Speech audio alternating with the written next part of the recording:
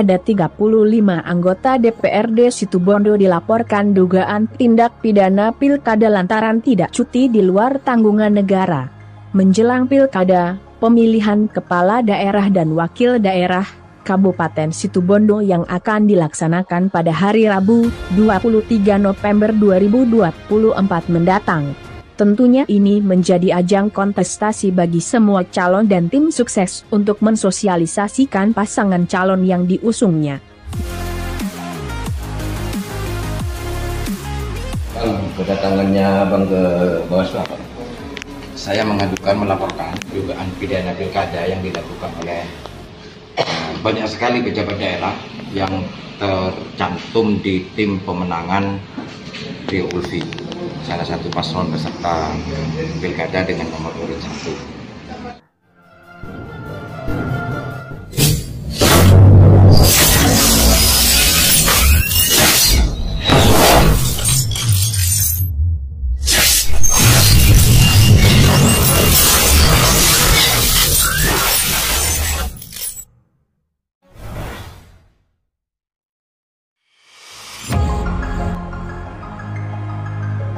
Ada 35 anggota DPRD Situbondo dilaporkan dugaan tindak pidana pilkada lantaran tidak cuti di luar tanggungan negara.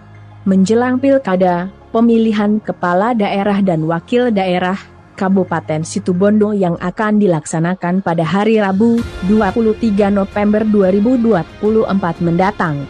Tentunya ini menjadi ajang kontestasi bagi semua calon dan tim sukses untuk mensosialisasikan pasangan calon yang diusungnya.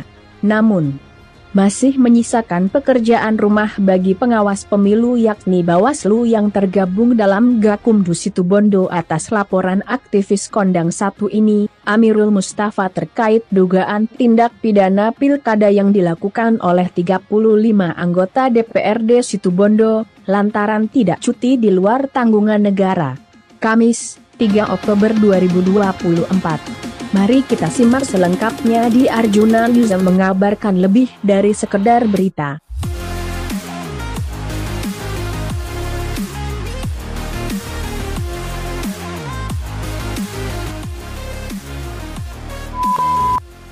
Bang, kedatangannya Bang ke Bawaslu apa? Saya melaporkan dugaan pidana pilkada yang dilakukan oleh banyak sekali pejabat daerah yang tercantum di tim pemenangan Rio Ulfi, salah satu paslon peserta pilkada dengan nomor urut 1. Bil khusus ada 2 orang, yaitu saudara Yazid dan saudara Azhar yang kemarin itu ikut serta dalam rombongan kampanye di Pasar Kementerian, karena ini sudah ada gerakan-gerakan.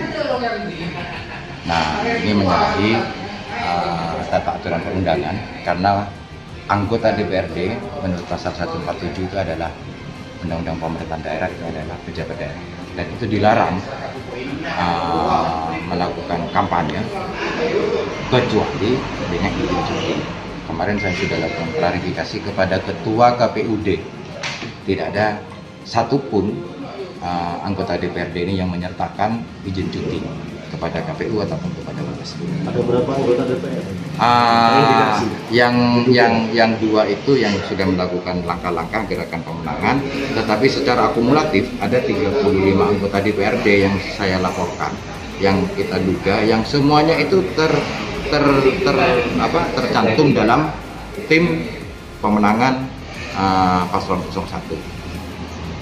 Ini menjadi penting, langkah ini menjadi penting yang kita lakukan, karena kan sebenarnya kan kayak begini, pilkada ini adalah implementasi dari tata aturan perundang-undangan dalam sebuah kontestasi.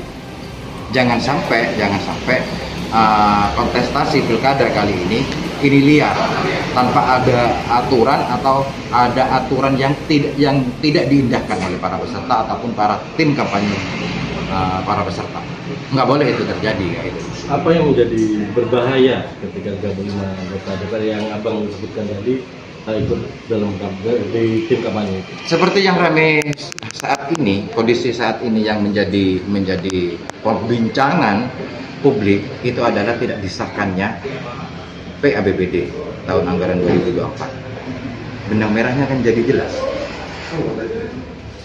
bahwa ada dugaan dan kemungkinan berhubung koalisi partai pengusung 01 ini semua ada di tim kampanye, benang merahnya jelas.